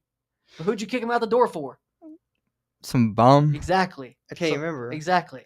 We had so many bad quarterbacks in a row. I know. I So don't know which one that was. Will Greer was the only good one. We'd have won the ship that year too. the only quarterback respectable since Florida, since Tebow, Will is Greer. Cal Trask. That's the only one you had. Will Greer, both of them. No, His freshman year with us, we were undefeated. he's okay. We were undefeated He's until a he got system quarterback. suspended. We beat the shit out of your team that you Ole Miss team that you loved. Oh, with Chad Kelly. oh, shut up. Because, Chad Kelly. the week after they beat Bama too That's because they was drunk. at Ole Miss. Shout out Chad But Kelly. yeah, anyways, that's the biggest what if as a Florida fan, man. We would have won the ship that year. Will Yeah. Greer, shout out Will Greer. We'll see. Sorry you got trouble for taking over the counter stuff. Will Greer? Oh yeah. Oh Over the yeah. counter. He got HGH. Like yeah, like No, it's over performance the counter enhancer. though. It wasn't Yeah, like but it was performance enhancer. wasn't That's them what bet- that's what he got it's suspended like for. GMC shit. Yeah, it was stupid. It wasn't like a It drug, wasn't a like narcotic. It was like a it wasn't performance. illegal. Yeah, it was stupid. And he had to go to West Virginia. That's stupid. Now he's coaching, right? Is he coaching now? He was in the league last time I remember. Really? Last year. He's still probably like practice squad or something, man. No way. Cowboys, I think. That's crazy. Well, that's pretty much does it, dog. We got top 6 here. I think is good 6, good couple games outside the top 6 as well. We got our upset alerts. We'll see what happens. I really like our prove it games. I think that's going to be a good segment moving forward. Yeah. Especially, that's going to be really subjective, I think. And we're going kind of deep into the bag with UCLA. I think a lot of people's already they looked at them as a cute young new puppy. Now they're like, all right, I don't want to watch them no more. But hey, they can still prove it this week. And they have a big week against Nebraska. I know they're injured, but it could still be a big win. And Lanning, what you going to do, Lanning? This is it right here. This is really going to show me, in my opinion, personally, if you're really that man or not. Can you win? Can you make a convincing win? I'm not saying a 20-point win, and I'm not like that. I'm not living in that reality. But can you be a decisive one? Can you control the game? Control how the game is being played. Can you control it? Can you less reaction, more action? That's what I want to see from Dan Lanning, because that's what he's known for. He's a hard ass, and I think he's feeling the same way I do. I think it's like, wow, he just doesn't have guys like him around him. Usually Saban was able to get that. He got dog. Everyone's dog around Saban. And for Dan Lanning, Kirby Smart, I think that, but just at the quarterback position, Gunner's better than what we thought. But it's not like national perennial quarterback, I think. But he's been learning how to win without that. What has Dan Lanning learned to win without? We haven't found out. Because he hasn't won anything yet big. But he can. And I hope he does. So we'll see if he can do it. Shout out to everyone in here. Almost got 200 in here live. Really appreciate everyone that's been showing out and showing us love, because we can't do this without you all. Shout out to our sponsor here, Knotty Pretzels. I'm trying to eat some Knotties right after this. Probably going to eat some buffalo wing Knotties. I really want to try this cheddar bacon. Yeah. The smoky cheddar bacon, because that's a hard flavor to probably do. I mean, I think if that's good, then you can over smoke for sure. That's a knockout the park. If you got a cheddar bacon pretzel, that's like something like it's just not on the market. So shout out to Knotty Pretzels, our newest sponsor. They posted us the other day, and very excited to work with them in the future as we travel to camps. Maybe have some taste tests with some players and some recruits, some future FBS starters like we got to see last week. So very cool, very cool. Anything you want to add here, Dalton, before we head out? I think we touched on everything, man. I think we're good. Yeah, it's been a heck of a show. It's going to be a heck of a week. I know once we were back here Monday at noon, we're going to have some new stuff to talk about. Some maybe some new teams throwing their hat in the ring. Is Memphis going to be a one and done in the playoff hopeful? We'll see. They really – is there a world where Memphis loses, they still get in? North Texas loses another game. Ain't that crazy? South Florida's had to lose. Well, they beat South Florida, so they got the head-to-head. Yeah. I don't know, man. Memphis, it's a great day to be a Memphis Tiger. That's what it pretty much sounds like to me. I was looking at the percent chances of the playoffs today. Yeah. There's some teams with chances still. I know. You would unexpected. Kennesaw State got it's low. It's like 0.8. It's like 0.8. 7? Hey, that's higher than I thought. No, 0.8%. Oh, 0.8. Okay. To make it, but still. They're not eliminated. Like, it's crazy things could happen. Kennesaw might make. East Carolina's not eliminated. They got like a 2%. Hey. East Carolina got 2% chance. East Carolina could beat Virginia. Yeah, they almost beat NC State, remember? Yes. It should have beat NC State. I mean, NC State beat Virginia, so yeah, it'd be a hell of a game. I would love to see East Carolina's probably. I mean, I know who they lose to? Besides. Yeah, they had a bad loss. Do they? Yes. But East Carolina, they're just one of those teams. They're like Tulane. You got to show up. They lost to Tulane, right? You got to show up every week against them. And yeah, they ain't got no bad loss. House of Tulane, NC State, and BYU. But then they lose to Tulane really bad. By 7. Oh, by 7? Okay. I think they came back.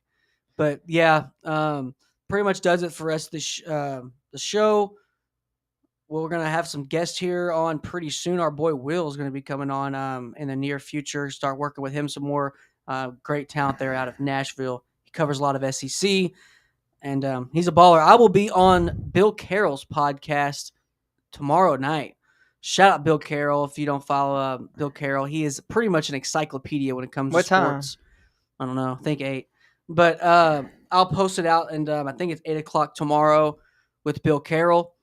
He's the reason that we got involved with Draft Professor. We would never be on the Draft Professor podcast where we're on every Monday without Bill Carroll. He introduced us and threw that oop to us, which is always a nice gesture because didn't have to do that. So he used to write for The Athletic, covers everything, man. Draft guy, draft aficionado. He can talk ABA basketball, NBA, MLB, any era, any team. He's just one of those guys that you just want to talk sports. And you just want to say, talk, Bill, and I'll listen. So go.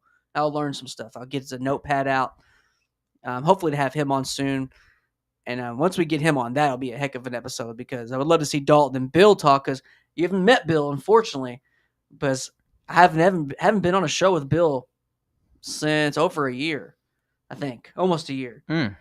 So, yeah, he's an elusive guy. He's a guy that's always getting pulled in many different directions, but understandably so because he's got a lot of knowledge. That pretty much wraps it up for us here at Home Squad Sports for this week. Catch us Monday at noon for your lunch break. If you're just starting early on the West Coast, 9 a.m. on the West Coast. And we will see you then. We'll see how it shakes out. Shout out to Knotty Pretzels. And you all have a great rest of your week. See y'all later. Peace.